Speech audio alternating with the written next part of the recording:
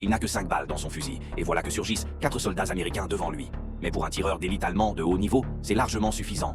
Un premier coup de feu, et hop, le premier soldat s'écroule. Le deuxième, qui tentait de bouger, est fauché net d'une balle bien placée. Malheureusement, la troisième balle file dans le vent à cause d'une petite erreur de calcul. L'un des Américains en profite aussitôt pour abattre le compagnon du sniper allemand. Mais notre tireur garde son sang-froid. Il vise de nouveau et élimine le troisième soldat sans trembler.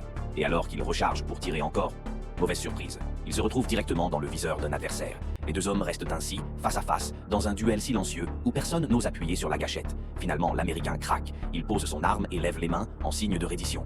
Mais surprise, le sniper allemand ne tire pas. Pourquoi? Parce qu'il vient de remarquer une petite peluche toute mignonne attachée à la ceinture du soldat.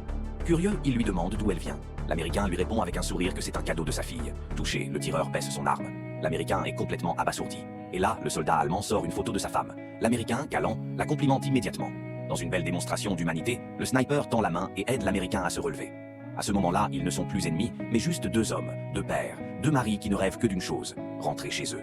Le soldat américain, ému, lui montre à son tour une photo de sa fille. Le sniper la trouve adorable. Une belle petite parenthèse s'installe entre eux, jusqu'à ce qu'un coup de feu rompe brutalement ce moment magique. L'armée allemande est arrivée. Vite, pour sauver la vie de son nouvel ami, le sniper prend un peu de sang sur le corps d'un camarade tombé, l'étale sur le visage de l'Américain et lui ordonne de faire le mort. C'est la seule chance de survie.